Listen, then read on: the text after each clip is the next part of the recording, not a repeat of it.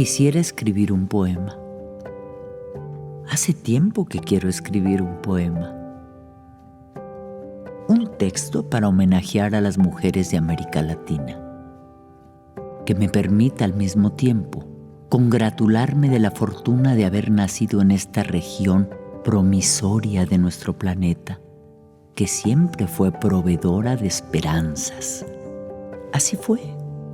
América, el continente de la esperanza, cuya riqueza sustentó a las metrópolis del viejo mundo y financió la expansión y grandeza de los imperios europeos, especialmente el español, cuyos flujos de recursos, aquellos trasladados a través de Veracruz, o de La Habana, o del Salvador de Bahía, o de Lima, hicieron grande el comercio de Europa. Favorecieron la acumulación revolucionaria, la alimentación con el cacao, el jitomate, la papa y tantos frutos. América, el espacio de refugio de millones de inmigrantes, italianos, irlandeses, de libaneses, de turcos, como se calificaba al conglomerado árabe, que buscaban en el Nuevo Mundo las oportunidades que las estructuras rígidas y sin movilidad de la vieja Europa y del Medio Oriente les negaban. América, el espacio de libertad y tolerancia que abrió los brazos a judíos, que recibió a chinos y orientales, que rescató a alemanes y japoneses después de las grandes guerras. América, América. Pero más que referirme a América toda, desde hace tiempo, lo dije al principio, quiero hacer un poema a las mujeres latinoamericanas y agradecer a la vida el haber nacido en esta época y en esta región. Y para ser más precisa, nacer en México, país que a inicios del siglo XX realizó una revolución social que trastocó el orden establecido y generó espacios reales de movilidad social. Aprecio ser mexicana, mujer, y formar parte de mi generación. De ser mujer, digo porque ser mujer me ha permitido mirar la realidad con otros ojos, no los de la cultura dominante masculina, con ojos de mujer, y llegar con naturalidad a la cosmovisión que me integra, el materialismo histórico y el feminismo.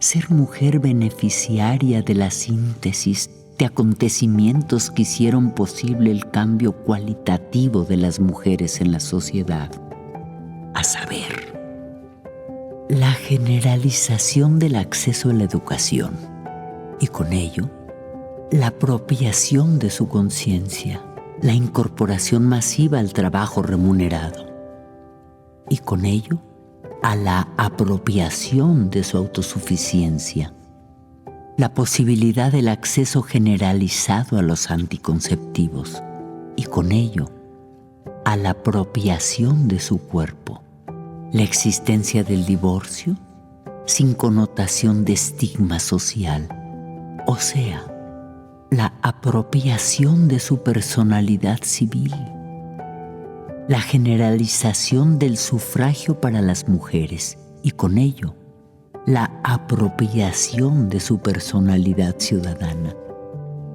el surgimiento del movimiento feminista que plantea una visión distinta del mundo y reivindica el derecho a apropiarse de la construcción de la historia. Desde esa plataforma extraordinaria, he vivido a plenitud todos los momentos de mi existencia. No he divagado ni un minuto. Y desde la atalaya excepcional que se deriva de la formación de quien ha tenido acceso a la ilustración y al análisis en México, privilegio del que he disfrutado, he observado con admiración, a veces con dolor, otras con rabia y muchas más, profundamente conmovida a las mujeres de América Latina, a las millones, anónimas, indígenas, ancestralmente violentadas en el intercambio duro, tinto en sangre, de una conquista que imprimió a nuestra región más de 2 siglos de coloniaje. Indias sabias, curanderas, magas, de manos tejedoras de ensueños en sus coloridos ropajes. Indias de ojos de carbón encendido, voz acallada, lengua de pájaro guaraní o de quetzal maya. Indias de alguna manera nosotras, viejas, abuelas y tatarabuelas, de cobre, de cacao, oscuras lunas, a las centenares peninsulares esposas de los conquistadores, referencia del anclaje del errante colonizador o guerrero, madres de las criollas audaces que amaron más al territorio nuevo que a la metrópoli de origen.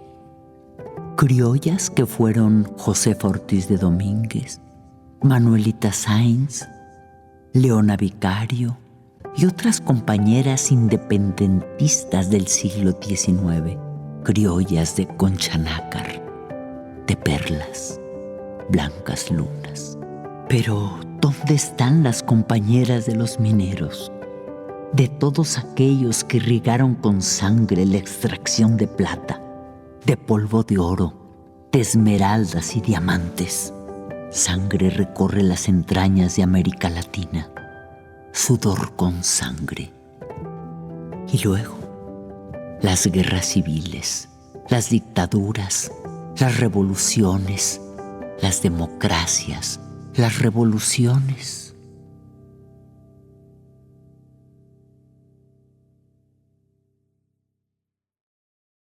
Soy hija de esta cultura sincrética, sin límites, infinita.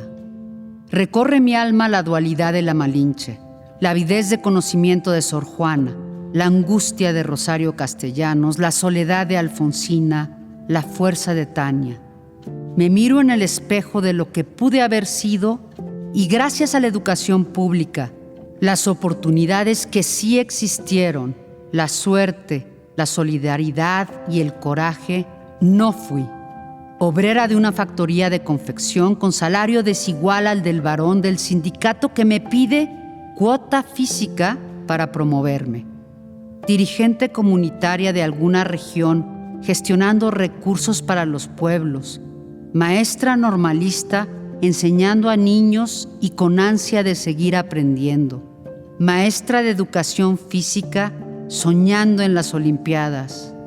Cónyuge de algún marino o algún ranchero con 3 hijos a los que bien educaría, atenta a complementar mis conocimientos para impulsar su progreso. Todas ellas que pude haber sido y no fui, merecen mi valoración por su resistencia y dignidad. En América Latina, nuestros pueblos son pobres y en la pobreza aún son más pobres las mujeres.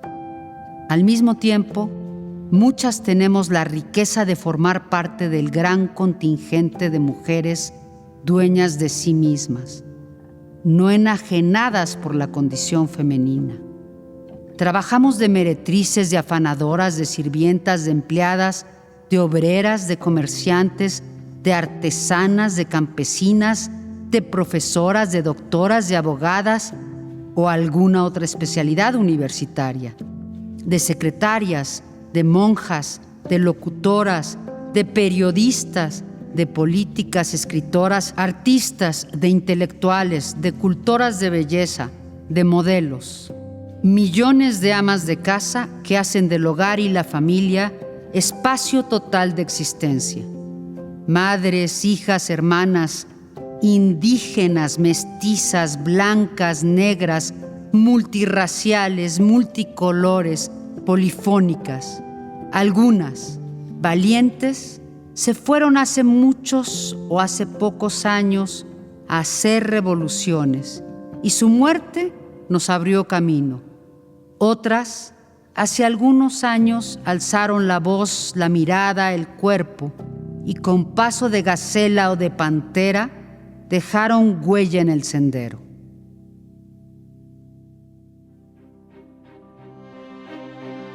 Nos falta mucho por hacer.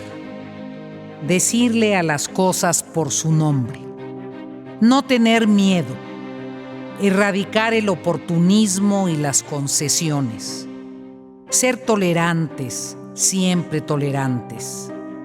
Y reivindicar cada vez, en cada momento, cada vez más, con un susurro, con una palabra, con una canción, con una consigna, con un poema, con una oración, con un grito, con un alarido, la libertad. La libertad de ser, de decidir, de actuar, de luchar, de seguir en esta lucha infinita, recurrente, siempre infinita, para poder vivir. Como mujeres, como personas, como ciudadanas. Nací en un continente cuya realidad me abrió los ojos, como alondras. Me creció el musgo bajo las axilas y después de tiempo me brotaron alas. Las cantoras de Latinoamérica me hicieron conocer la belleza, sus poetas el valor, sus patriotas el orgullo, sus injusticias la rabia, sus políticos la frustración y su pueblo, sus pueblos la alegría, vuelta risa, carcajada o resplandor, la ternura y la desesperación. Ahora camino y a veces me enfango, tropiezo. Mis pies se petrifican. En algunas ocasiones, cuando a volar me atrevo, despego. Y cuando vuelo, veo sus volcanes, los volcanes de la América nuestra. Esas cumbres donde anida el cóndor, en las que las estrellas reflejan su rostro para colorearse. Miro sus grandes, enormes ríos, jaspeando de caimanes. Me asfixio en la pedrería calcárea de sus desiertos. Casi me calcino. Y cuando, al volar más alto, al verdaderamente elevarme, avisoro sus mares, sus dos océanos, el Atlántico y el Pacífico, diviso el originario trance en el que las sirenas se convierten en mujeres. Quiero hacer un poema para las mujeres de América Latina. Tengo que trabajarlo.